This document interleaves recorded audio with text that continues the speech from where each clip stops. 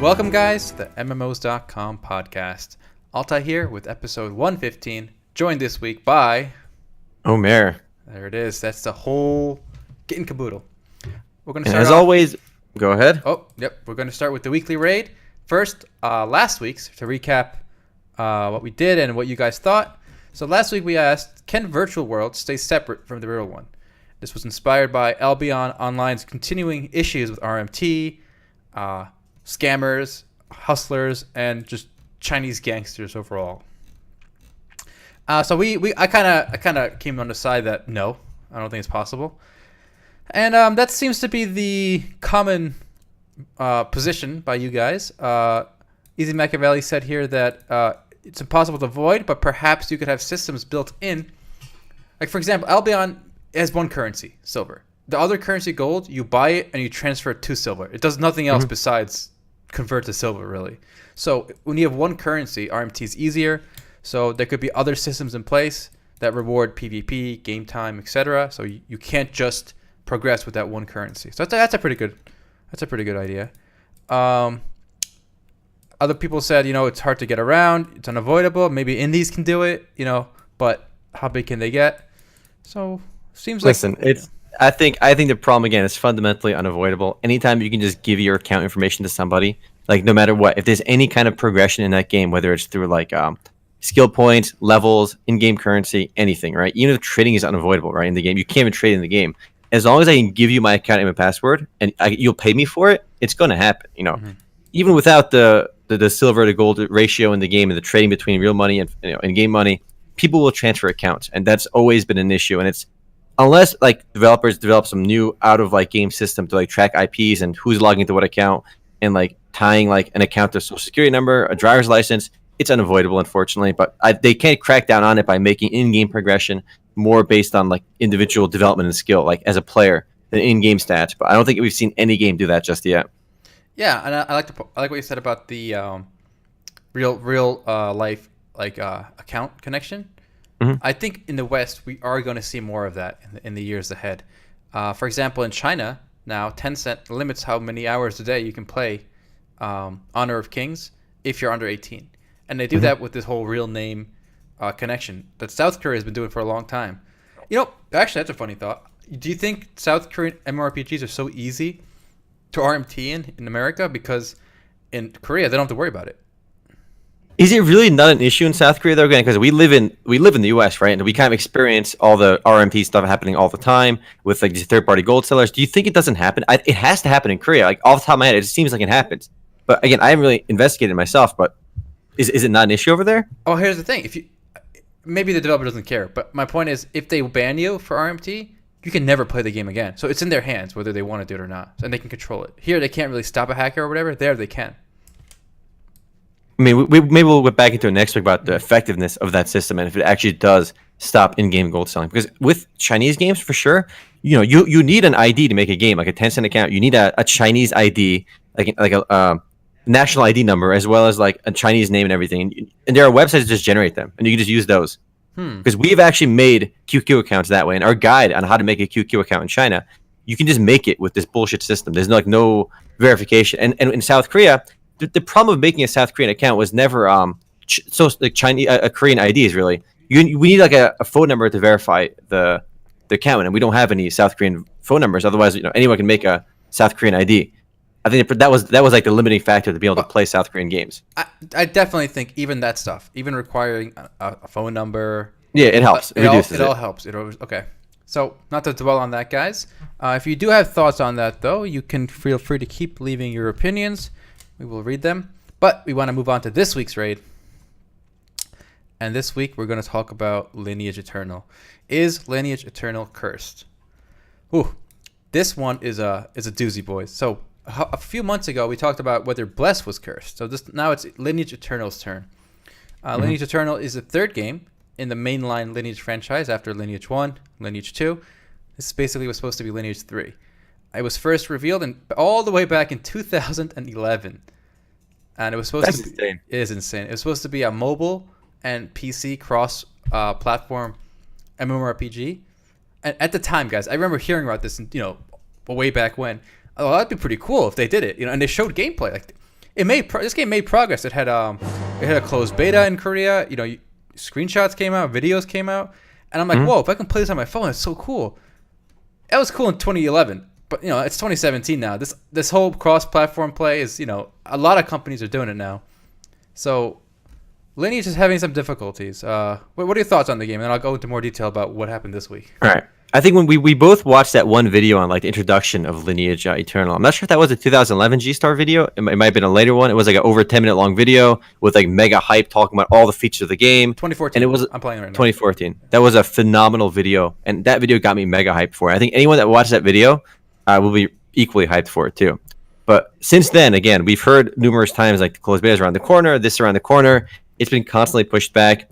I'm excited to try it because, again, a mainline Lineage game is kind of a big deal. Like, the original Lineage game came out, I think, 1996. It's one of the first, like, MMORPGs out there, really. It's, like, along the veins of... It came out before EverQuest. I think around the same time as Ultima. I'm not sure if it was maybe a little after, a little before. But it was, like, pretty innovative for the time. And Lineage, too. My God, you had this giant, zoning world, Like, even EverQuest had zones, right? And Ultima had these server lines, which made it very awkward, like, traveling between these server lines. In Lineage 2, like, you had these massive zones. It was one persistent giant world. It was pretty innovative for the time. It was awesome. And Lineage 3 is supposed to be this next big game, and it seems like really cool. There's ARPG elements, but with not like a traditional Path of Exile or Diablo 3. It's an actual MMORPG, and it's mega hype. Honestly, it's really polished. And the Lineage name, again, it does carry more weight in South Korea, obviously. But I mean, this was one of the Korean, like the only Korean MMORPGs I'm mega hyped for. Maybe this and Peria Chronicles. But it's sad to see that it's been pushed back. I mean, I was really hyped earlier this year because in their earnings report, like 2 quarters ago, they said that Lineage Eternal will be launching into open beta in 2017, open beta and full launch in South Korea in 2017. They came out and said this, like it was going to happen in 2017. And if it's out in South Korea in 2017, it's going to be out in North America probably a few months later, or maybe even like they talked about a simultaneous launch as well before. So I thought this game could actually happen in 2017 because of that previous report. But it looks like it's a no-go. So what happened this week, they basically announced that they're going to scrap the game on the current engine. And this is where I learned that they were actually using the Guild Wars engine. So Lineage Eternal was being built on the Guild Wars engine. That wasn't working, apparently. So they're going to switch to Unreal Engine 4. So that's a very mainstream... Yeah, it's a very mainstream engine. Here's the thing. Unreal Engine 4 already has... mobile and PC support, so it's very easy to make it cross-play if you're using Unreal 4. I think so. That's probably the main reason they did it. But obviously, it means they have to redo so much of the game because switching engines is not like a small thing. So I don't expect this game in 2018, even honestly. Do you think the reason behind this switch was the mobile compatibility? Because again, we've been kind of sold on the mobile thing is a big part of Lineage Eternal. The fact that you can play the same game on mobile as well as PC, it's that same dream that Albion has been trying to sell us. It's not, again, fully out in Albion yet either. And it's the same thing that RuneScape Mobile is trying to do as well. You can play the same game on PC and mobile. And from the get-go for Lineage Eternal, they kind of presented it as this multi-platform game. You can actually play the exact same game on mobile. Do you think the delay is because of the mobile front? Because I can't imagine that they went this far on making the PC version. And clearly the PC version had an open beta, closed beta rather. Closed beta. People played it. It was playable. There was a lot there. And now the engine change, I think it has to be due with the mobile version. And here's a rumor, actually. It's does not bode well for us. The rumor is NCSoft might just completely ditch the PC version. No. And just make Lineage Eternal a mobile MMORPG. That's just a rumor, nuts. Though. That's just speculation at this point. But yeah, I mean, seeing how much money is in mobile, it wouldn't be that far-fetched, but I feel like there's already the sunk... It's a fallacy, the sunk cost fallacy.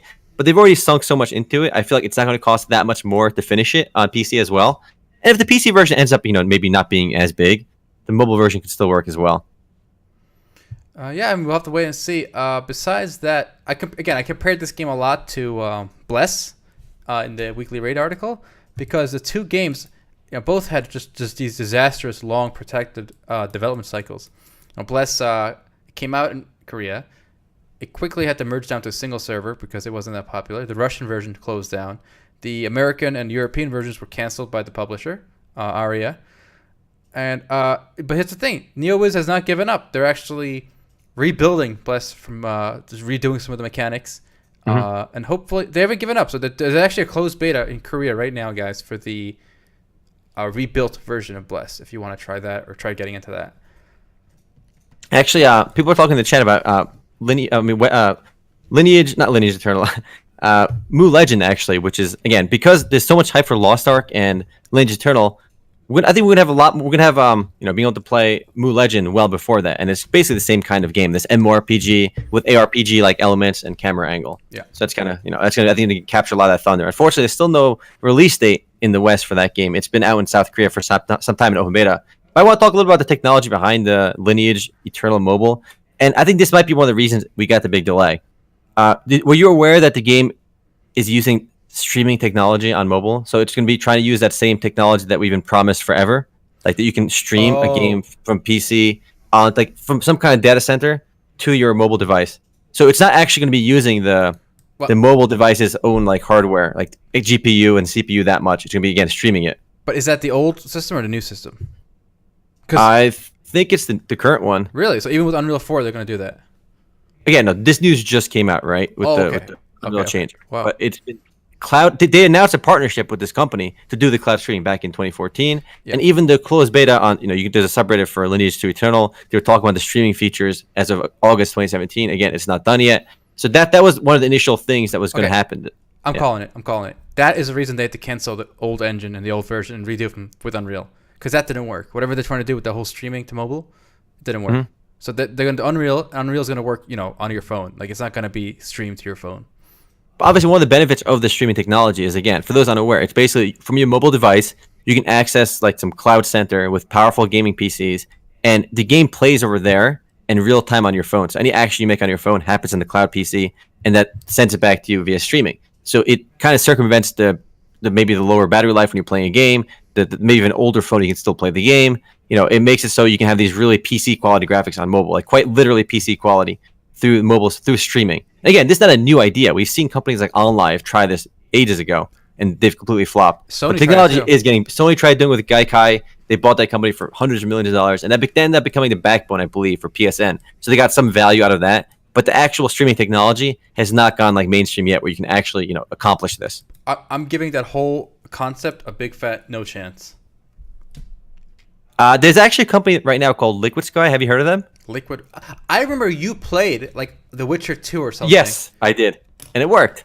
But wasn't it like laggy and it was decent. It kind of worked.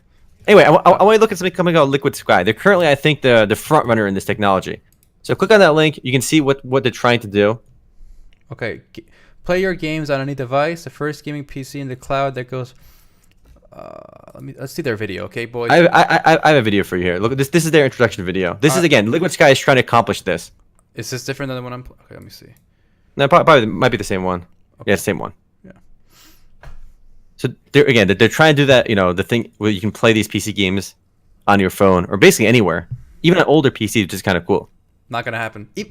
Doesn't Steam try doing this too? Like, but only within your same Wi-Fi network. Yes. Yeah. It doesn't work well. It doesn't work. We actually tried it by accident. So like one time I left my PC on, right, in my room, and I went to the computer to the TV, right? And we have a computer hooked up to our TV. And I wanted to play a game with Omar and like a guest, co-op on the TV. So I logged into my Steam account on the computer, right? But I forgot I left it on my computer in my room. So when I installed a game, I thought I installed the game, but what I actually was doing was I was streaming it from my computer in my room.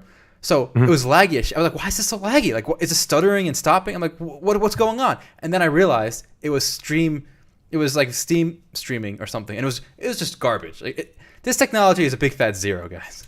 Well, the guy that made this, he says, the problem was it was a software problem, and that's why he's saying that he figured out what the problem was, and that this is actually better and actually works. If you saw the video, it showed people playing PUBG on their phone. Again, I don't know why you'd want to play PUBG on your phone anyway. It's not going to be practical.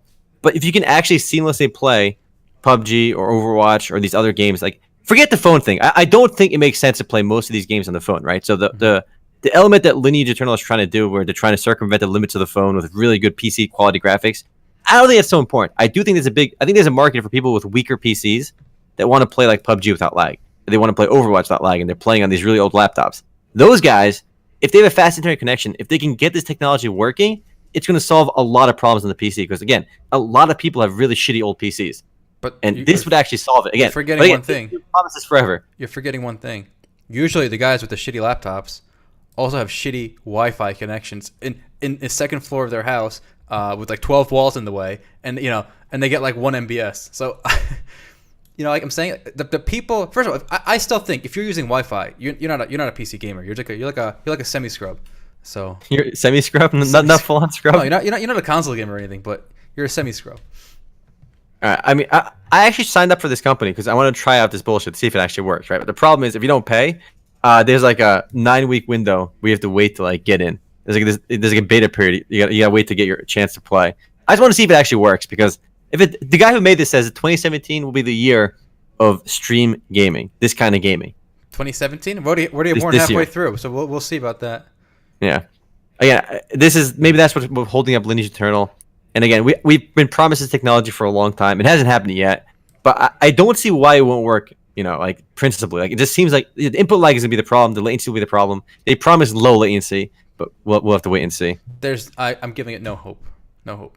Yikes! Though no hope is that's because like I said, the audience this would work towards is the audience with the worst internet connections.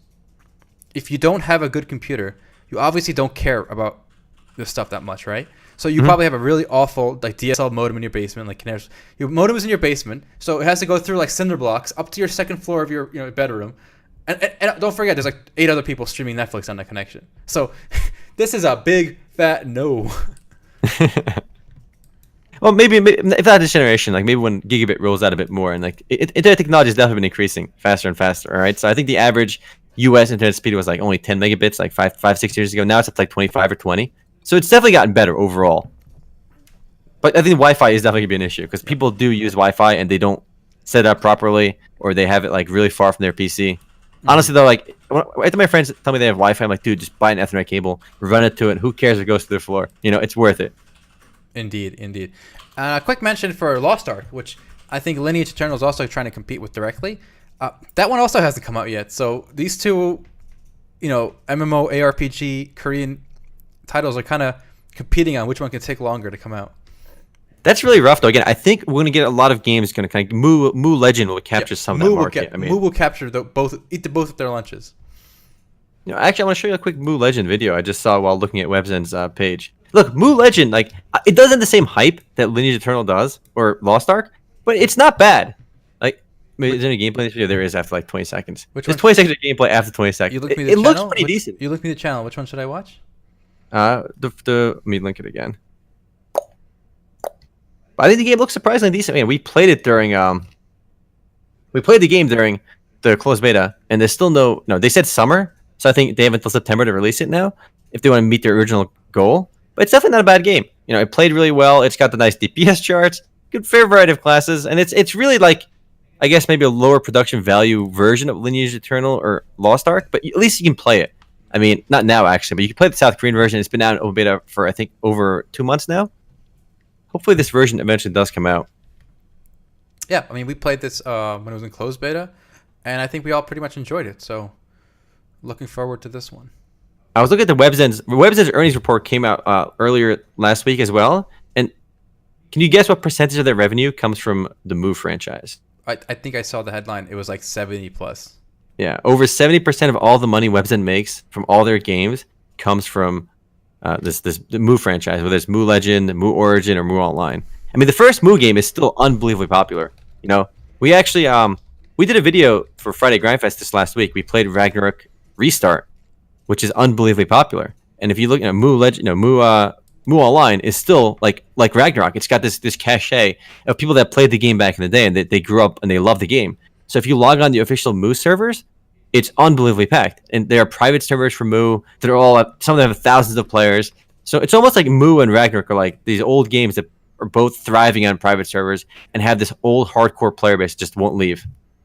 Yeah, I think it's worth mentioning that the whole Grindfest last week. So Ragnarok Online has a restart server on Steam right now. And that thing was so packed that they had to manually be whitelisting accounts. So I couldn't play because I made my account like an hour before the Grindfest. So my account wasn't whitelisted in time for the Grindfest. But it was so packed that they had to do that. Like they had so many. It had more people than any private server I've seen. Yeah. Actually, take a look at the video I made because I walked through Frontera in my video showing just how unbelievably busy the game is. Even in Payon, I mean, I grew up. I mean, one of my earlier experiences with Korean MMORPGs was Ragnarok Online, and I looked at Ragnarok Restart on Steam charts, and it was not impressive. Like literally, nobody was playing this game on according to Steam charts. But for some reason, I played it on Steam. I guess it wasn't counting Steam users for some reason. When you log into the game, it tells you how many people are on the server, and the server has about 7,000 players concurrent, pretty much almost all the time, which is unbelievably popular. It's actually if you put those players on Steam, it's one of the most played MMORPGs on Steam, despite Ragnarok being over like what 14, 15 years old. Mm-hmm. And this is a progression server, which means it's going with the OG version of Ragnarok, how the game was when it first launched, and they're introducing content slowly. And from everything I've seen, literally every progression server I've seen, including EverQuest, like it's done well. People, there is nostalgia out there, and Ragnarok Online proves it. Like people are like, the official Ragnarok Online servers. They have like 500, 600 players online. Maybe actually 300 to 500. The IRO servers, International Ragnarok Online, and all they did was relaunch this this progression server, the old school version of Ragnarok, and the player base jumped. Everyone is jumping online to try this. It's not even like it's been out for weeks already. So the initial hype, maybe is already gone, but there are 7,000 people playing. This tells me there is unbelievable pent up demand.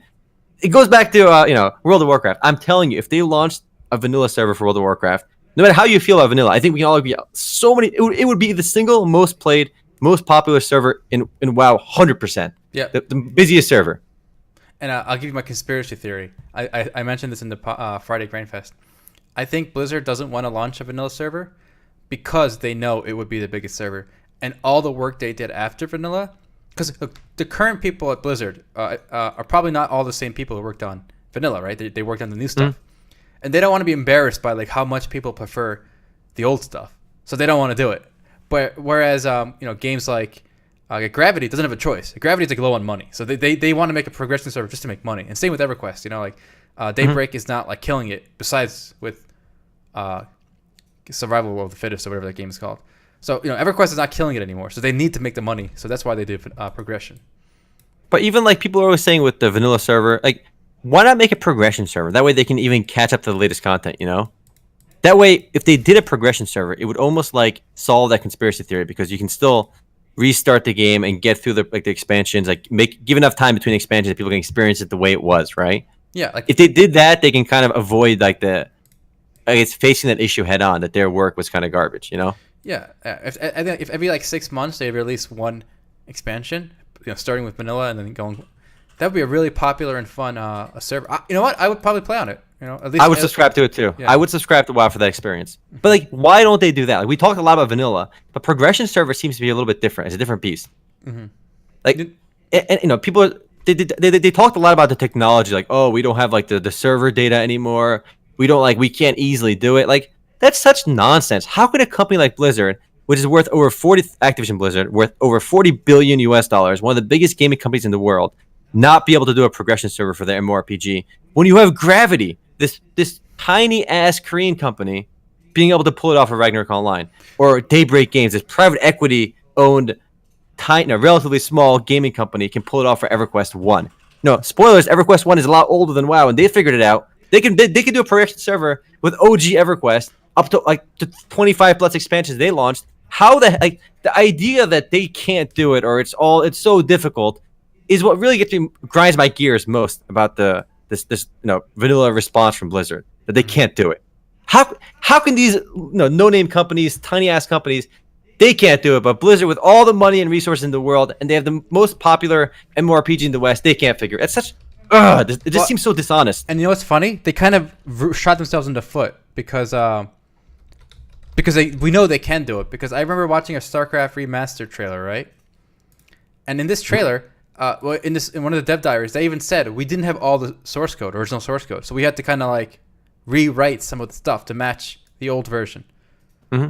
So if they can do it for Starcraft, they clearly can just eyeball it. See what Elysium is doing, or other private servers for vanilla, and just look at their old footage or its content and just eyeball it. So it's possible. It's definitely possible, yeah. And they don't have to do everything from scratch, because there are some things in WoW that did get better. The engine got better, the graphics got better, support for the current OS, like Windows 10, got better. So they don't have to like go back to the old graphics. I think at least some Yeah. people are probably purists. They want like the old, 2004 WoW graphics. I don't care about that. I'm fine if they use the current engine. They just gotta start the content from vanilla and just go forward. Yeah, but it's not gonna. They've already kind of said we're not going to do it, which is really unfortunate. But I would love to know how many people would actually end up playing on a World of Warcraft progression server. I think it would be unbelievably successful. But we're never going to get to find out because they've already said it's not going to happen. Ripperino. All right, let's move on to a fun little topic. For Final Fantasy 14, they launched a patch this last week. But I think the more important part of the update is that they came out and said there's over 10 million cumulative players that have tried the game since launch. And that is obviously the most bullshit metric. It's a very dubious metric. Yes. Cumulative players doesn't mean concurrent players. Doesn't mean active players. Doesn't mean monthly players. If they said monthly, concurrent, or monthly active, like these are useful metrics that we compare to other games. But when they say cumulative, they literally mean anyone who has ever tried the game, which presumably counts free trial users. So it's, again, a very odd metric. So it's weird that they actually end up using it. Yeah, I mean, I hate when who's notorious for this? RuneScape. RuneScape always touts these big, like 300 million accounts made. Well, I mean, it's a free game. I probably over the years, I alone made like 5 RuneScape accounts. Like, yeah, me too. And I never Easily. I was never like a hardcore RuneScape player, but I just every time I wanted to play it, I made a new account because I forgot my old one. So it was like that for MapleStory too. I think when my first account got banned, I would keep making new accounts once in a while to like try a new class. I'd come back like a couple months later, and I forget my password. I easily have like 5 Nexon accounts, and I think I have like 6 or 7 Area Games accounts. Because for some reason, I always forget my Area Games account, and I can't be bothered to recover the password. I just make a new one. So I've made so many accounts for these games, and we can't be the only ones. I'm sure everyone does this as well. yeah, so I'm a little these numbers aren't very exciting for me. But well, you can still. We do have a metric to compare. Last year they released the same bullshit metric, but that same cumulative number last year was at 6 million. So Wow. between last year and this year, that number has increased 4. That's actually a pretty big jump, though. 6 million to 10 million. I mean, it must be doing something right to get those kind of numbers. Obviously, the game has, quote unquote, went free to play to level 35 now. So I think a lot more people are trying it. Previously, you had this, I think, 14-day free trial, so you could play the game during that period. But now you can, stick along a lot longer, which I think attracted a lot more people to try the game. Maybe some of those guys stuck around, maybe they didn't, but that's probably the big boost. And obviously, the Stormblood expansion brought some players as well. Yeah, and I remember I actually I fought a boss on my brother's computer last night for FF14, and it does have that old school drawn out long boss battle, so that was fun. Yeah, if you do any of the boss fights on harder modes, it takes a long time, and it's very easy to f up. If a couple players, there are a lot of almost like 1 or 2 shot mechanics on the boss fights. So if people screw up, it's gonna be an issue. You have to keep wiping to do some of the bosses, and that's, again, I think that's what I like a lot about some MMORPGs. Like when you're struggling to beat a boss and you wipe 5-6 times and you're just learning a bit more every single time. And again, we talked about this before, but it really sucks that those fun boss fights, those challenging encounters are all locked away at the end of the game, in the end game experience. And none of that is available early game. And we talked about Bless as well, but Bless had some really good early game fights, I think. That is good early game dungeons. Like the level 20, level 30, you can actually have fun doing, Most dungeons I find in MMORPGs are not fun. And I mean, Final Fantasy 14 is no exception. I like the game, right? But the content is face roll easy, especially all the story dungeons. There are bosses, but they're really made so you can't die. MMORPGs have really made it too easy. Yes, you can do it on harder modes and everything, right? But for the story content, you're queuing up doing with 4 people, and it's brain dead easy. It's unbelievable. And in Bless, you do wipe. You wipe all the time doing some of these dungeons early on. We wiped like 5-6 times, and then we beat it, and it would feel so good. And even you get that experience in Rage as well when you wipe a few times and you finally beat it. It feels that's like one of the highs of MMORPGs, I would say. Beating a boss after so many attempts and celebrating with your friends. But like you don't get that anymore until you get to late game, unfortunately. I actually have some bad news for you if that's your position. The Bless remade, they actually made the dungeons easier. Remember those original dungeons we played? Oh no! And the boss fights were actually challenging. Yeah. We died like multiple times. So apparently in the remade version, they can almost be soloed.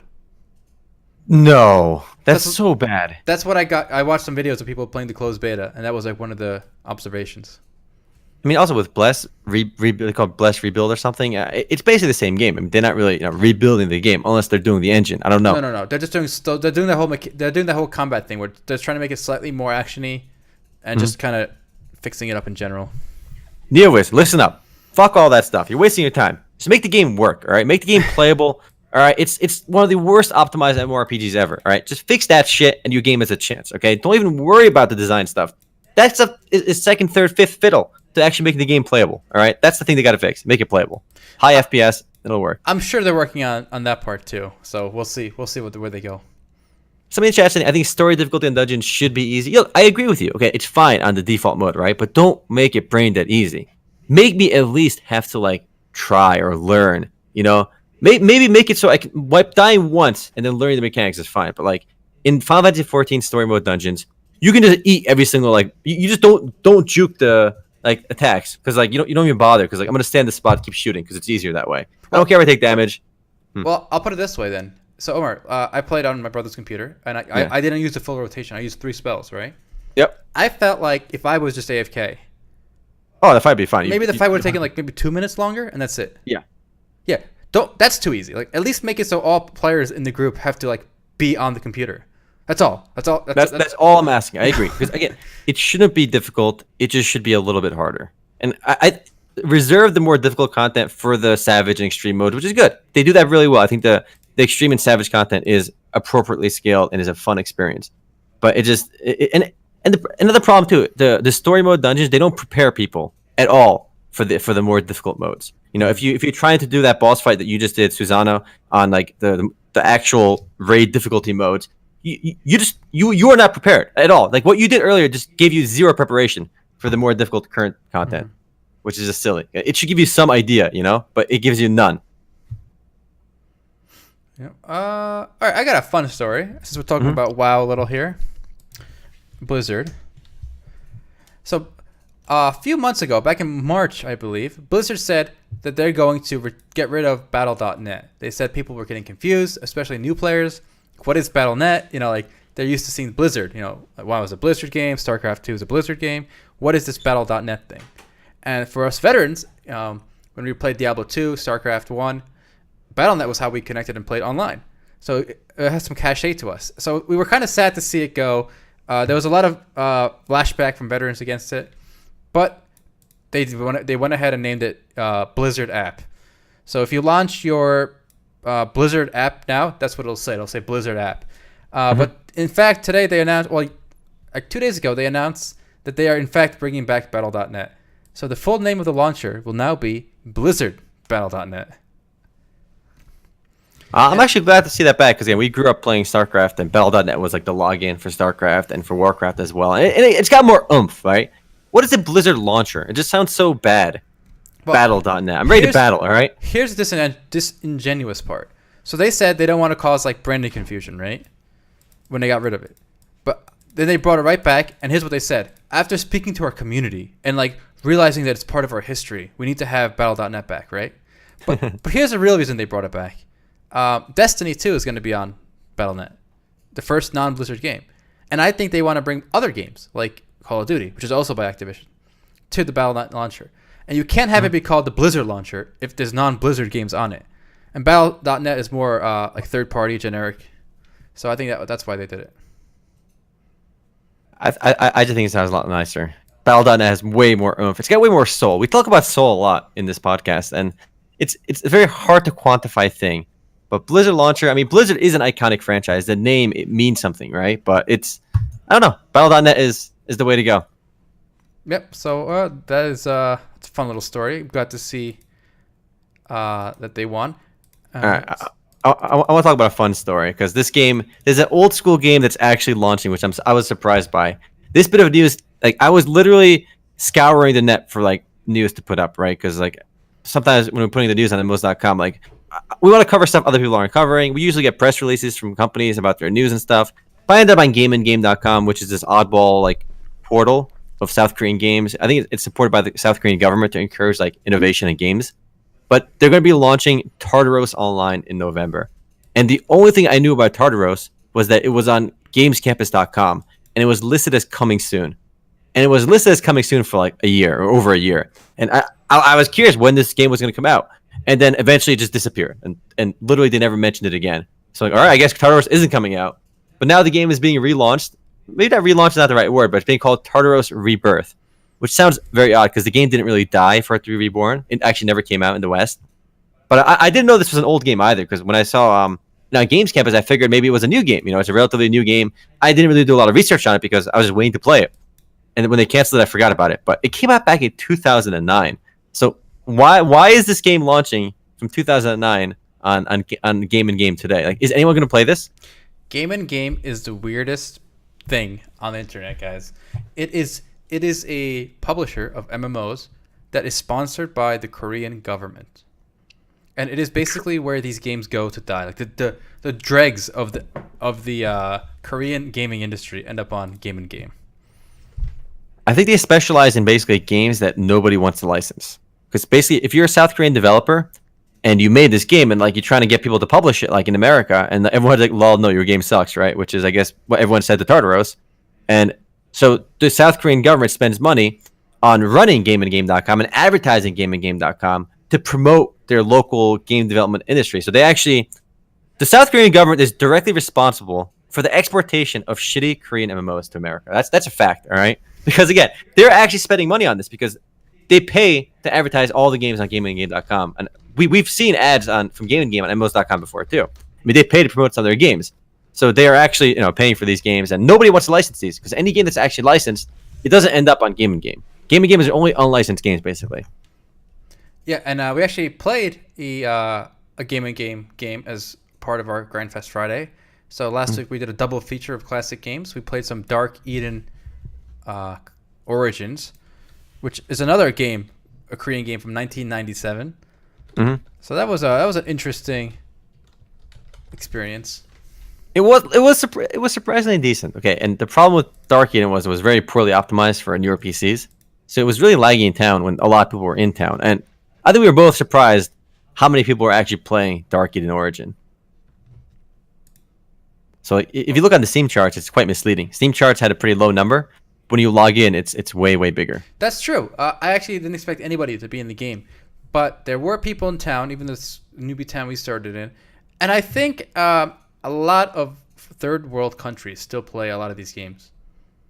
So I'm not. Yeah, that's true. I don't know why. I really don't know the appeal, especially my own people, the Turks. They played the worst games like Night Online, Wolf Team. It just baffles me. Actually, going back to Grand Fest Friday for a bit. I mean, we played both Dark Eden and Ragnarok, but like some features in Ragnarok, I felt were still like they still hold their own even today. And we're talking about soul too. I feel like so many modern games have no soul. And if you look at basically anything on Game and Game, like a lot of these older, like Asta Global, like you've played Asta Story. I think Asta Global is Asta 2. Still basically the same game. Like if you played Asta Story, it was like one of the most generic games ever. It was like this anime like MMORPG with no soul. It just felt like it has no purpose. It doesn't do anything better or anything different. Like there are so many Korean MMORPGs and Chinese MMORPGs that are literally like this formula. It's very formulaic. It has no interesting elements, nothing done particularly well. But then you have games like Ragnarok Online, which they're still old, but they've done a few things like really, really well. And with Ragnarok Online, I think what works really well in Ragnarok, even today, that we've kind of lost, is the game has so much customization. Mm-hmm. You can make one class can be built so many different ways. Like you can have a no dex on assassin or something. Like a single assassin character, Assassin Cross, can be built with different skills, right? Because you can't reset your skill points, so you can do your skill build differently. And there are actually many different builds on that. And your stat points can be done at least like in like 3 or 4 different ways. There's balanced builds, all into one stat builds. Like there are actually different ways to build your stats. And since then, we've seen so many MMORPGs implement stat systems, right? But they've been done so poorly to the point where there's no point of their existence. Why was there ever a stat system in Final Fantasy 14? There was only one way to ever build your stats. If you're playing a Black Mage and your stats are not all intelligence, you're doing it wrong. That's like the only way to do it. So Final Fantasy 14 got rid of their stat system because they realized how stupid it was. There's no actual depth there. And MapleStory, if you ever played MapleStory, there's only one way to build your stats. There's no reason to even have that system, really. where Ragnarok actually had many ways to build your character, both in skills and stats wise. Like this is such a basic premise of like customization, try and make your character different, and we've lost that in so many games. Like if you look at even Diablo 3, there's no differentiating factor between your barbarian or your character and somebody else's character. Literally none. I think that's one of the reasons Path of Exile kind of shines as well. Well, here's the problem. Yeah, There's a huge problem with what you said. I love Path of Exile, but here's the thing. When I first played it, near launch, right? I got to like level 30, 40, and I stopped. Because I didn't go out of my way to like read about it and learn about it. So I kind of, when I leveled up, I put my skill point wherever, right? Yes. And the thing is, like, some people are saying in chat, they found the game boring, they didn't know what to do, so they left. Imagine you're playing Ragnarok Online, MapleStory, any of these games that we love, Ultima Online, EverQuest. If you give these games when they came out to 100 people, okay, they're testing it, I would say 9 out of 10 people, after an hour or two, are going to drop off.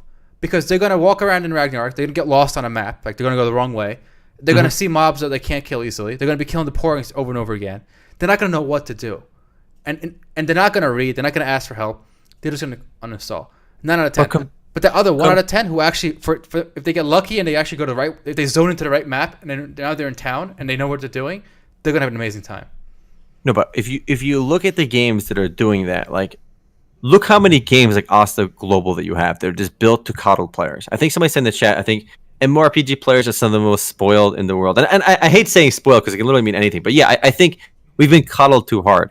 To the point where if you do all the suggestions you say and make the game easy and like just easy to figure out and stuff too, right? You end up with soulless games like Asta Global. Say what you will about Path of Exile. Like, Asta Global is probably a zero budget gaming. But for example, Diablo 3, which I think is way worse than Path of Exile, by the way, is huge. Diablo 3 is very successful. It sold like tens of millions of copies. Like Blizzard is raking it in. They're happy with that. So Diablo 3 is doing way better than Path of Exile. So I think they're quite happy with the dumbification they did with Diablo 3. I kind of wish we could find out the concurrent users of Diablo 3 because I think a lot of people bought that game because it's Diablo, and I don't know how many of them stuck around. I mean, there's no doubt it's one of the best selling games. If you look at the year over every year sales numbers, I mean they're selling millions way after launch. I'm not talking about. It's not like it was all bought at launch. I wish we could find out. I don't know. I'm still questionable about the. You never played Diablo 3, but so you kind of missed out on the. Yes, it's a lot easier, but the thing is, it did sell well. It is popular. Yes. It is It is it was a commercial success, for them. I think again, it's okay for games to have this learning curve to the point where I've gotten so used to games coddling me that it just like when I have to figure something out on my own, it's fine as long as it's But here's the thing, you need to do it well. It's harder to do things well for the Path of Exile. Sure. When I was walking with my brother through Path of Exile, and I tried to get him to play it a few times. It never really clicked for him. This time it seems to have but I had to walk him through the fact that he had to look up guides online. He had to use third-party trading websites, a different site to check prices, a different. He had to install auto hotkey and these special macros to check the item levels of like the hidden stats of things you find. You basically have to download like at least 5, download or use 5 different third-party sources to play Path of Exile properly. And if you don't, it's not like if you don't do it, you're not gonna miss anything. If you don't do it, you're not gonna have fun. Like you won't know what's going on. You won't know what's good, what's bad. You'll end up just sitting and using like these shitty items, and you won't get far. You can't even progress in the story. You'll keep dying. You won't know why you keep dying. You won't know what to do to get stronger. So it really is make or break. You have to put hours into doing research for this game, and I think a lot of people today, when they have so many choices, are not willing to do that. But why have they made that choice to do so? Path of Exile is being unbelievably successful today. I think people they crave that extra level of complexity. They want that level of difficulty. They want to be challenged, even if it's not in game. Like they want to have to actually think and do stuff. Hold up. No, they don't. Diablo 3 is way bigger, so they clearly don't. We don't have concurrent numbers on Diablo 3. Do you really think Path of Exile has more concurrent users than Diablo 3? Also, is Diablo 3 played like a traditional MMO or online game, or are people playing as a single player game, finishing the story and then not playing anymore? No, they come back I think they come back every big patch and play for it and make a new character for the season. Kind of like what I'm doing with Path of Exile. Again, we don't know the numbers, but I agree. It's fine. Diablo 3 is big, but look, Path of Exile is a big success. If you look at most of the Korean MMORPGs, Chinese MMORPGs that launched in America in the last 5 years, almost all of them follow that formula you described of being no effort thinking. To the point where Quest, it's not autoplay yet. Like mobile games are all autoplay, right? But if you launch, like they all have auto path in your quest locations to your quest completions, and it's so like you can't get lost. But you're like Revelation Online is a perfect example. There's a game that literally held your hand for the first like 10 hours. You're doing all these stupid story quests and you're not doing anything. You click on a button, you run to where you have to go, you kill one enemy, you click a button to hand it in, you keep going. It literally is completely autoplay. You can't get lost. It doesn't work. It hasn't worked, I don't think. Well, I mean, the problem with Revelation, first of all, is just Chinese. So they actually do the worst of both worlds. They coddle you through the first 2 hours, and then without really teaching you any of the systems. And Revelation Online actually has a lot of complicated systems. I don't think you're giving it credit. But the thing is, it coddles you for 2 hours, and then says, okay, more than 2 hours, or whatever, 5 hours, and then it says, okay, now go figure all this shit out. And it's complicated. Like there's a lot going on in that game. It's not actually Revelations is more like what you want, because you basically have to spend a couple hours outside Revelation just to learn and read about what the hell is going on in the game. But the idea that you can't get lost is, I think, another problem. Is a problem. Like you had to figure out where to go in Ragnarok. You had to figure out like where to level and what to do. And I think that was okay. There's a sense of discovery and figuring shit out. I think that people do want, and I agree. It has to be done well. So you have to kind of, it can't be just nearly impossible to get go. You kind of, there should be a good feedback between, I did this, did it work, did it not work, what was my response to it? Like it's gotta have good. The game has to give you good feedback, and what you're doing is working. And I don't know. I don't like these games that coddle you too much. I have a funny story, guys, from our childhood here. Not really funny, but it's a related story. Okay. So Omar and I were playing Ultima Online, and after a few months, we said, we really got to get our friends into this game. It's so amazing. So I remember I organized. It took a long time to organize this, especially back then with dial-up. We don't all have our own phones. I had to I had to talk to them in school, arrange a certain date. Basically, like 5-6 of our friends bought Ultima Online. They convinced their parents to get, they give them the credit card for the monthly subscription. We all met online in the same place as the newbie area. And this was a monumental challenge back then to organize this, right? Without Discord or anything. So then we all play, like 6 of us, 6 plus us 2 or whatever. So 8 of us, we go out. And it was literally like watching like a filter. Like you're pouring like the sand down a filter. And I would see the drop-off rate. For some of my friends, it clicked. Like, whoa, Ultima Online, I get to kill these orcs, I get to loot them, I get stronger, I'm in this world. It clicked, they kept playing. But every day, some of them dropped off. Because it didn't click for them. They didn't know why this skill did this. They didn't know how to get back to town if they disconnected. Like, they didn't know they died, they didn't know how to get resurrected. So, the funnel, if it clicks for you, if you're the 1 out of 10 people, that this kind of old school system, if you just happen to have it, figure it out in your head, it's a lot of fun. But I think for most people, it's just confusing. It's frustrating. It's tiresome. What I can go play. I can play Mario 64. Why am I gonna, read for 12 hours on how to get back to town if I die in Ultima Online? That's true, but I don't think these systems are mutually exclusive of being too complex and having more like depth.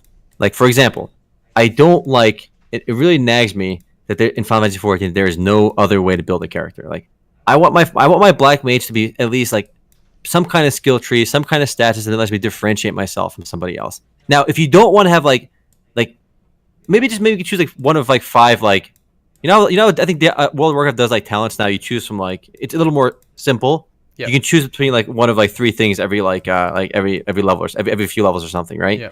There's got to be something where I can differentiate my character from somebody else's. I don't want one black mage or one paladin or one character to be identical to somebody else. And there's got to be a way to do that within the simplicity, like the realm of simplicity. Well, what about what you just said, like WoW talents? Does that work for you? That's better. Okay. Yes, that works better. I don't know. I haven't played Final Fantasy 14, so I don't know the exact system it has. Well, there's literally no system. Okay. Every black mage, every paladin is identical. There's no your gear is the only differentiation, and you earn the gear by doing like raids and stuff. There's no skill system. There's skill talent trees. I think we've seen in games like I feel like talent trees exist in a lot of like Korean MMORPGs as well, but like they've really like I feel like we don't have enough of them. Like there's got to be some different ways to build a character, and the problem with that, of course, too, is meta ends up being developing, and like half the talents become utterly useless, and people crunch the numbers and figure out what works best. But there should be more than one viable build, is what I'm trying to say. I mean, I definitely agree with that. Even, you can have that in a simple way. Yeah, even a simple game can do that. Yeah. But Diablo 3 doesn't do that. You said. No, in Diablo 3, every wizard is the same. But when you go into battle, when you leave town, you have to select. There's like 4 or 5 skill slots. And you have to choose which skills to take with you, and each skill has like 5 versions. So my Frost Nova has like there's like 6 versions of Frost Nova, and you might not have the same one as me, but you could just switch to mine in town. Yeah. Yeah. And I mean, another good SC Wolf at a good point. Huge skill trees with freely distributable and modifiable points are a really good way to ease a casual player into it. I like that as well.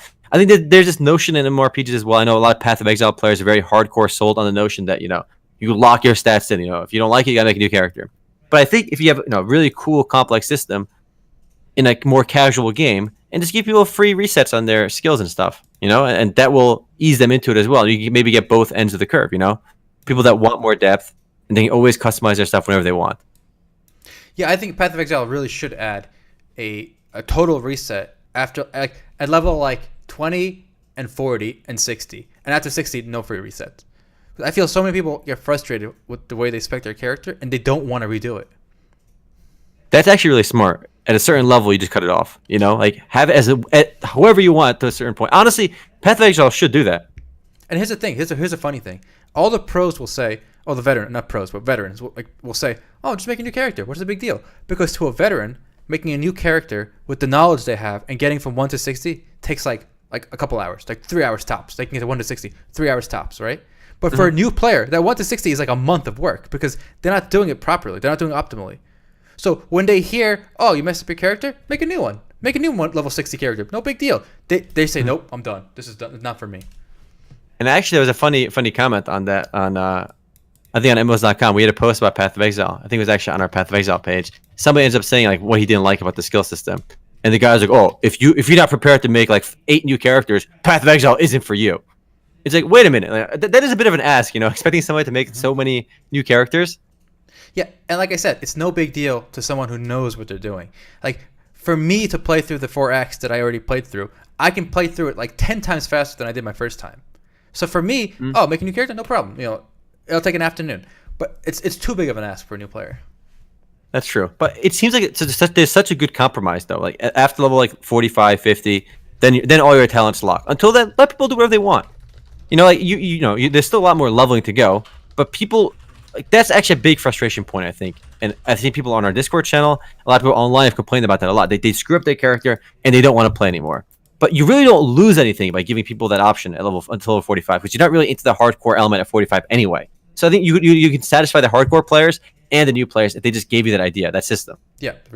And as if someone in chat said something I always love hearing.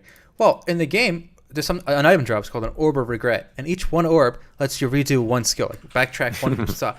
And the first time I played the game, the first time I played and I actually quit and I didn't like it, was every time I got an Orb of Regret, I used it because I'm like, oh yeah, I'll try this skill, because I kept seeing them drop, so I'm like, oh, I'll use it. And then later someone told me, you idiot, you're supposed to keep those. Because those are more valuable than your entire account. Because you can trade them for a Chaos Orb and then get all this gear with them. I'm like, oh, oops, I just wasted like 10 of them on my level 20 Archer. So it's a very unintuitive system. It's got a good name though. Honestly, the Orb of Regret. It's a concealable item that makes you regret your choice for skill. I actually regret. I regret using my Orb of Regrets. That's what I regret. But yeah, I would love to see Path of Exile do that. I'm still glad to see Path of Exile doing so well. And we'll be doing the video for Path of Exile on the Fall of the Oriath is a new expansion. We'll be starting in Act 5 for our video this Friday. So if you want to see more Path of Exile, check us out this Friday. It should be fun. Yep, I'm excited for that. And again, customization. All right. I want to see games have that. Be sure to show the skill tree in Path of Exile when we stream it. Oh man, it's so easy to screw up. I mean, I've played Path of Exile before, and I've screwed up every character I've made before, and even my current character, I'm pretty sure it's not optimal. But I'm playing for fun that it doesn't even matter for me. Mm-hmm. And I've been having fun playing it the last few days. It's a bit of a time sink, but it's good that you kind of lose track of time while playing Path of Exile. All right, I have a funny story for you. All right, and I want your legal opinion. Okay. All right, I am a legal scholar of the. In the chat, I want to see your legal opinions here. Okay, so as some of you may know, Starcraft Remastered launched yesterday. I pre-ordered it. I'm playing it. It looks great, I think, but it's having a few issues in Korea. In Korea, where Starcraft is huge, the LAN Center PC Bang owners are having a dispute with Blizzard. Blizzard wants to charge them all licenses money for Starcraft Remastered. But the PC Bang owners are saying, wait a minute, this is just Starcraft. We already paid for Starcraft. Why we don't want to pay again. It's just It's compatible with Starcraft the original. Like if I have Starcraft remastered and my brother doesn't, and he launches Brood War and I launch this, we can play together. I'll have the new graphics, he'll have the old graphics. So it's basically the same game. So the PC Bang owners don't want to pay. So I'll read out the actual dispute here. The Korean PC Bang Association has taken issue with Blizzard's new policy to charge PC cafes between 203 and 233 won, 20 cents per hour, for offering the new StarCraft game to visiting players. So Blizzard wants 20 cents an hour for every player who plays StarCraft Remastered across Korea in PC Bangs. That's a lot of money. That's a lot of money. It adds up. Yeah. So what do you think? They still have the old version. They don't have to offer the game though. They can just keep playing the old one. Yeah, but obviously they want to offer for free the new one. So who do you side with? Who do you side with? I hate to be siding with the company in this case because I'm kind of salty at Blizzard for not making vanilla servers or anything or production servers. But it seems like, look, I understand that they bought the game, and the thing is, by offering StarCraft Remastered, when Blizzard launched StarCraft Remastered, it didn't take anything away from the PC Bang owners. They still own the copy of StarCraft 1 that they bought 20 years ago, right? And they can continue offering StarCraft 1. But, this is like an upgrade. If you want it, nobody's forcing the PC Bang owners to get StarCraft Remastered for their players. Of course, the people that come to the PC Bang are going to demand it. They want to play StarCraft Remastered. They don't want to play StarCraft 1. Maybe this was actually the genius behind StarCraft Remastered because they saw how popular StarCraft was in Korea. And the thing with StarCraft's popularity in Korea, they didn't make any money off it because they sold millions of copies of StarCraft 1 in like 20 years ago, right? In South Korea. No one's buying StarCraft 1 again in South Korea. So by basically replacing all the existing users of StarCraft 1 with this in PC Bangs with a pay-as-you-go model, right? They can continually keep milking StarCraft instead of this one-off that they got 20 years ago. Because again, they made no money off StarCraft 1 in Korea probably in the last like 10 years because everyone already owns it. This is actually pretty genius business-wise. I will have to side with them because I don't think the PC Bang owners are entitled to this new version of the game. I mean, it is that they're charging money. If they offer, here's the thing: if they offered it for free, like in America, like instead of paying how much you bought it? How much did you pay for it? How much is it? $15. But no, here's the thing: they're not offering it. The PC Bangs do not have a choice to buy a license. They have to pay Blizzard 20 cents an hour. Okay, no, that's bad then. Maybe they should have the option of paying $15 up front. Well, you can for your home version. But it's kind of like a radio. I don't know if you guys knew this, guys, but let's say you have a restaurant or a pizza place and you own a store, you can't just buy a radio and play it at your store because now it's a commercial distribution, and for commercial distribution you need a license. So you have to pay the rights owners of every song that you play a commercial fee. So this is the same principle. The home consumer version is $15. Yeah, and you can play as much as you want. But to play at the LAN cafes, Blizzard says no. You can't buy a retail copy. You gotta pay me every hour from now until doomsday. As long as people. That's bullshit. I'll say that's bullshit. They should be able to buy the $15 copy if they want, because that's utter bullshit. I was gonna say if they patched the version of StarCraft and like StarCraft Remastered was just a patch and everyone just gets it for free, and then to charge money is completely douchey, right? But I think it is douchey also to force them on that option. They should be allowed to buy a retail copy for every one of their PCs, and they're good to go. If they did that, I have no problem. But the fact that they're not doing that, it makes it a little more on the fence. Maybe I'll side a bit more with the PC Bangs this time for that reason. All right. Well, the story apparently this case is going towards the Korean antitrust regulator, and we will hear their ruling soon, guys. So let's cross our fingers and hope the PC bangers win. Let's hope the PC bangers bang them up, bang Blizzard. All right. You played StarCraft Remastered. What do you think anyway? Oh, I love it. It's different. It's refreshing enough without being totally new. So, for example, my biggest happy point right now is the old version of StarCraft. It had black bars on new monitors because when StarCraft came out, monitors were squares, right? And now they're like rectangles. So what that meant is like the sides were just black. Now they actually made it the resolution higher, so that you can see the full screen. So that's my biggest happy point right now. Mm-hmm. I mean, we're seeing a lot of people play it on Steam. I mean, on Twitch. I think most people are watching that remastered launch day event from day 9. That's what everyone's watching on Twitch for it. But it looks pretty cool. I mean, I might play on your account. I don't know if it's worth $15 for me. If I'm not gonna get at least like 5 hours out of it. Oh, I got like 2 hours yesterday. I'm gonna get more, today. For me, if I get 15 hours for every dollar I spend, if I get that many, hours out of it, for me, it's worth. I feel like that's kind of my benchmark. Someone in my chat mentioned the launch wasn't that big. I would disagree. I mean, if you look at Twitch right now and just go to like games, it's sitting pretty at number 4. It's PlayerUnknown's Battlegrounds is number 1, League of Legends, Hearthstone, and then Starcraft. I mean, so I don't know what else you expect. It's not going to beat Hearthstone. It's not going to beat League of Legends, but it's number 4. That's pretty good. Also, I feel like we should, it's pretty remarkable to see a new game dethrone League of Legends on Twitch. I mean, for the longest time, League of Legends has been the most watched game for as long as I can remember on Twitch. And now PlayerUnknown's Battlegrounds is pretty regularly beating it on that list, which is pretty incredible. I mean, I didn't know it was such a good spectator game. It's fun to watch because silly things happen, but I feel like that game could be more fun if they set a spectator client. Mm-hmm. Imagine spectating a game, a random game, and you see different camera angles. You don't see the player name, so you can't help anybody, but you can kind of maybe get different glances of every encounter as it happens. That could be a beautiful game to watch if they made a good spectator client. I think they said they're working on that, actually. A spectator client. If they do that, and you get you can see the action on a 100-player game. You can see everyone from at the beginning, you get a really big view of the game, and it kind of the camera auto pans, the way the camera auto pans in League Spectator, into all the action scenes. That would be remarkable. And even if you can hear the voice chat, because the voice chat in that game can create some really fun atmospheres of shit talk and a funny banter. So I feel like that would be awesome, PUBG. Do you know what else? You know why I think PUBG does well as a spectator game? There's enough downtime for a lot of backseat gaming.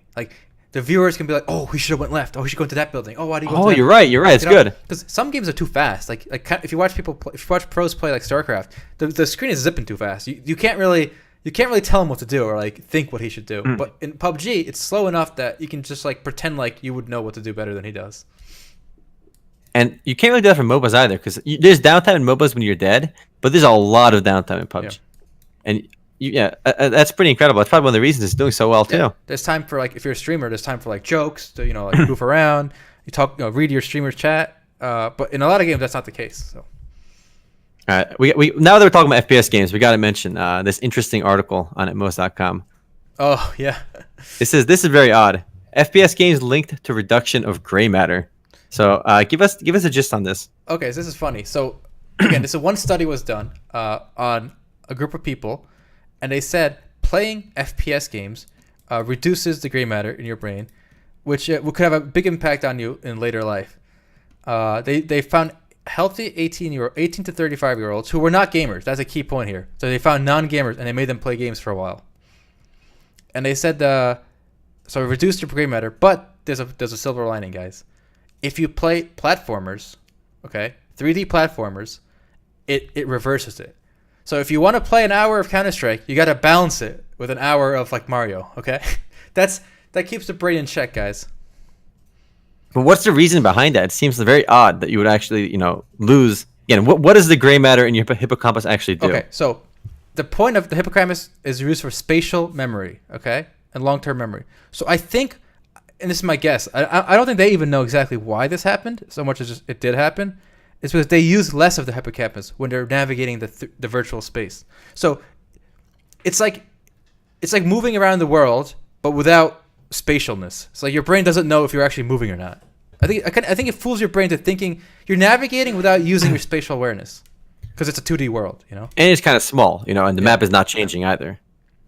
That's actually pretty interesting, because the example was if you played platformers, you actually end up gaining more gray matter in that regard, so it kind of offsets it. So I was playing I Want to Be the Guy, there's 3 versions of that game. I forgot which one it was. I was playing one of the versions of I Want to Be the Guy, a very difficult platforming game, much more difficult than I Want to Be the Guy. It's a different version, a spin-off of it. And as I played, you had to be very aware of your surroundings while platforming. It's a 2D one, so I'm not sure if it gains any more gray matter. But I mean, it's a very, I don't know why, but I could see that maybe, being beneficial. You always have to be aware of all the bullshit traps that you memorized from previously before. So am I gaining gray matter as I try struggling on my platforming? Definitely. So the study shows 85% of gamers who play 6 or more hours a week have been shown to rely more heavily on this brain structure to find their way in the game. Interesting study. Okay, so here's another reason maybe why. If the FPSs, they reward response learners. So I think it's a lot of Twitch stuff, right? So you're using a different part of your brain than the hippocampus. So the hippocampus deteriorates because of that. I don't know. Interesting. I'm not a scientist. I don't really get it. All I know is if you're gonna play shooters, play some 3D platformers too. Gotta balance that. It's a working out, exactly. Don't skip leg day. Don't skip. Right? Pretty funny. So when I see my friends playing Counter-Strike, I'm gonna look at that article, all right? And then when I invite them over to play some random platformers. All right, here's a fun discussion we have to have, all right? We have to talk about esports in the Olympics. Because when I read this, I was mega hype. And we talked about this previously, and I think the consensus was like, oh, it's never gonna happen. Esports are never gonna make it to the Olympics. That's bullshit. Esports isn't a real sport. And look. It's being considered, all right? The International Olympic Committee is considering esports to be a medal event in 2024 Paris Olympics. And this is as legit as it comes. The fact that they're even talking about it at least gives us some hope. Okay, here's the thing. One, I'm sure they consider a lot of things, right? Like I bet Monopoly, the board game, was considered at some point. They wouldn't even know. They would know. They never said that we're considering Monopoly, all right? I don't know. I'm sure, maybe they did. Come on. But here's the problem. I am the permanent esports skeptic here. Here's the problem. By 2024, right, which is the French Olympics, we don't even know which games are going to be esports. Like, League could be dead in 2024. Probably not, but it could be, right? Like, I mean, like Han dropped off. Han was big. It dropped off, right? So, yeah. So we don't know. So here's the problem with esports. They don't have the lasting time that other sports have. Like, people were playing soccer, 50 years ago, 60 years ago, 70 years ago. Baseball, 100 years ago, 200 years ago. But, League is not going to be the esport from now until like the it next doesn't century. have to be. The point is, it's you could have an it doesn't have to be like a League of Legends medal. It'll be an esports medal, right? For whatever's popular that year. It's like having a sports medal. It's like No. And congratulations to Omar Altai. He is the gold medalist at sports. like, it doesn't make sense. No, you got a gold medal in esports this year. No. Wait. Oh, but you get gold, but fine. They can have multiple events for it. League of Legends come this on. year. What? Fine. You can have multiple events. One for Counter-Strike, one for League of Legends, and they can each be their own medal, right? You get two medals there. Boom. Decathlon. There's it's like they have to run. They play Counter-Strike for an hour, then they have to run to the next computer and play League of Legends for an hour, and they run to the next computer. Congrats, Remo. You are the master of sports. No, but they could have like the point. It doesn't have to be consistent. You can have a league one year and not next year. I don't see why the problem. No. Dude, people train a lifetime for one shot at one Olympics for like one medal. Like a guy will like a 12-year-old will practice like skiing, for like and the special kind of like skiing that the Olympic medal is for. Like he'll practice for like years and years and years just for that one event. You can't have this year it's League, this year it's Dota, this year it's it doesn't work. Okay, hold on. Actually, Etherville Jeep said a good point. A gaming decathlon sounds interesting, actually. So you can be the king of. You can get a gold medal for esports. So imagine like so funny. Hold on. There's a tournament, right? First round, everyone plays Counter-Strike Go, right? Whoever does the best, and then they move on. Like one team of 5 people, they play Counter-Strike Go, then they play League, then they play War Mode, right? They mix it up, right? It'd be even better. Like it starts with like Pong, Atari. There's an Atari station, and like once you beat the computer at Pong, you can move on to the next station, which is like NES and then SNES. It would be awesome. There's like 5 events, right? Like all big games, and like the 6th event is an unknown every year. So when they all sit down in front of the computer, they go to MMOs.com, they click the random button, all right? You play a random freaking game. So it looks like they're going to be playing Golden Rush this year. They're going to be playing a random game that nobody's prepared for. So it can be an esports medal that way because it will be like random. Can they do it? I guess it's their system. But will they do it? No, because I think it's too gimmicky. But why are they? Hold on. Listen. There's also an affiliate of the Olympics, which got the blessings of the Olympic Committee. There's something called the Asian Games. All right, the 2020 Asian Games will be having for the first time ever a medal esports event. So this is again, it's not the Olympics, but it's headed by the Olympic Council of Asia. There is clearly some kind of affiliation with the International Olympics. International Olympics is all the countries, right? And the Asian Games are just basically the Asian countries. But in the Asian Games, where gaming is a bigger part of the culture, there is already, for the first time ever, some kind of medal event for esports. So it's happening in the Asian Games. Why can't it happen on the international front? Don't you think they consider these problems? I mean, the name alone gives it away. The Asian Games. I think it's just it's like a good promotion. Like they want they want publicity. They want young people to get involved in the Olympics, and they know, what are young people like? Video games. All right, let's throw them a bone. But this is the first time they're doing a medal. Wait, do you mean 2022? Okay, but do you know what game they're doing for the Asian Games? Let me look. It was announced. Let me click on it. One sec. Esports will feature in the 2022 Hangzhou Asian Games. Let's see. But here's I the don't thing: know you yet. can't just calling it esports. It kind of disqualifies it from being serious because like when I play when there's like wrestling at the Olympics or whatever, right? They don't call it like fighting. Like they call it wrestling. And there's one for Taekwondo. They're different events. Like so, esports is too broad of an umbrella. Like esports is like saying Olympics. You know what I'm saying? Like you don't have like one medal for the Olympics. Like Obviously, you are the Olympic. Good job. There's one. No, but you are the Olympic. So you can't have you can't have an esports medal. You have to have like a League of Legends medal or like. But you can do that because look, when they talk about like shooting, right? You don't get a shooting medal. You get like there's like 5 different events in shooting, right? Oh. So you'll have esports. There'll be 5 different events under it. Oh, so there's huge. So they're gonna do this whole like all these games, different medal events. No, like probably 2-3 games. Yeah, the All 2 or 3 biggest games they'll do every year. And then that all falls in the category of esports. Like they'll say, oh, China got 3 shooting medals this year. They don't say China got like 500-meter dash medals. No, they say they got track medals, track and field. Okay, so it would have. So you're thinking they're gonna add a whole new like category. Yes. Like swimming, like water sports, whatever. And the esports. There's water sports, there's esports, there's land sports, air sports. Why not esports? It's here's the thing, like the 200-meter dash. I don't even know if it's 200 meters, but 200-meter dash, that event, you can track that for 100 years and see how it changed. Like the guy who won the 200-meter dash gold medal in 1901, all right, versus today. Like there's no way of that happening in esports because every 10 years the games completely change. That's okay. Why is that a problem? I don't know. I don't think it's a problem. All right, Also, we'll see. let's be real. Like, young people don't watch the Olympics that much. Okay, the viewership amongst the younger audience is down. I don't watch the Olympics. I don't know. You don't watch. I just made that up. As most statistics I made up on the spot. Let's see. Maybe it's going up. Who knows? Let's find out. Millennials. All right. Olympic viewership with millennials. NBC blames millennials for low ratings. Okay, so clearly there's millennials. 18 to 49-year-olds drop a full 25%. Between 2012 and 2016, the Olympics, right? 25% drop between 18 and 49-year-olds. So young people. So my gut was right. Young people don't watch Olympic. Okay. And I don't watch Olympics. Do you watch Olympics? No, you don't watch it either, right? Nope.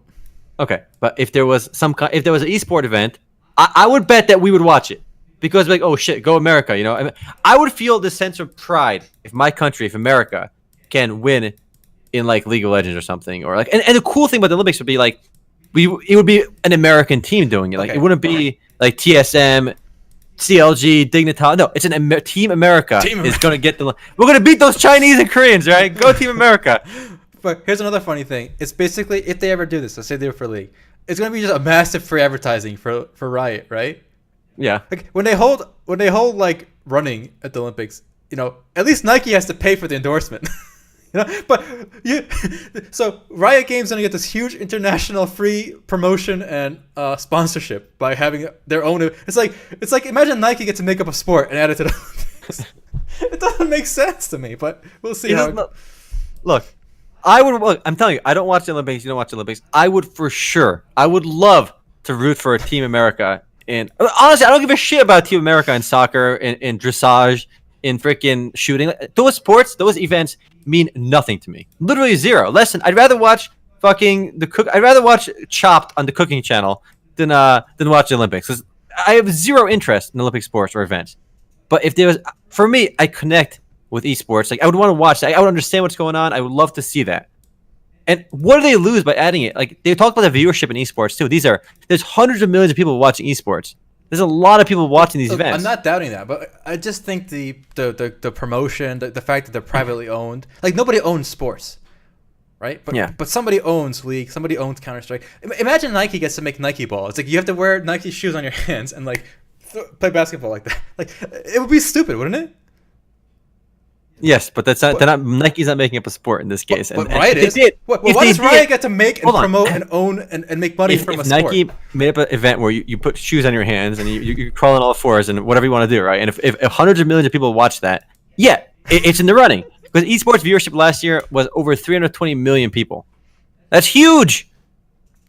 Huge. Okay, all right. I mean, look, I don't know. I think it's look. What about this? Why can't we have our own thing? Why can't there be a separate international esports event and then we give our own medals instead of being part of the Olympics? Like, why do we Because have the to? Olympics has this cachet. Okay, it's this thing that like unifies all these countries already. And why I don't understand why it can't be its own division in the Olympics. It's being considered. I'm willing to bet if it doesn't happen in 2024, it's gonna happen Fine. by What about- 2030 is my date. All right. What about poker? What about chess? What about Magic the Gathering? Why don't we have? How those many things? people watch poker? How many people A watch lot. Magic the Gathering? A lot. How many? A lot. A lot of people watch poker. Worldwide poker Poker's huge. viewership. No, it's not. All right, poker ratings. Here we go. Let's see if we can find out how many people. No, I can't find anything on people actually watching poker.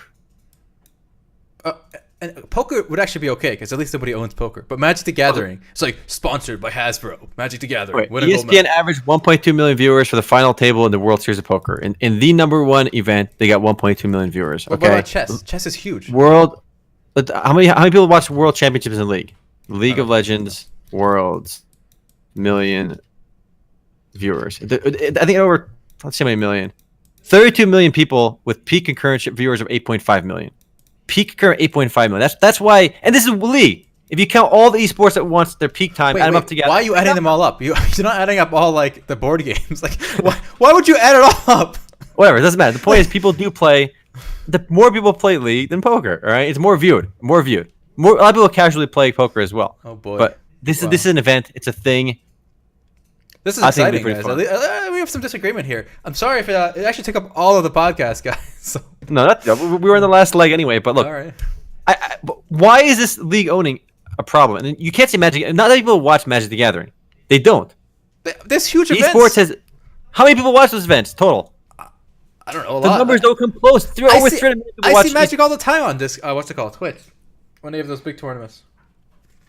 all the time. We're talking tens of thousands maximum. We're talking 300 million worldwide esports viewers. Why are you adding it all together? Why not? Whoa, add poker, add Magic, No, I know, add Yu-Gi-Oh. You add up all the viewers of track and field. They all count as Okay, one why event. add up all the board games, chess games, all those games? Call tactile games Olympics.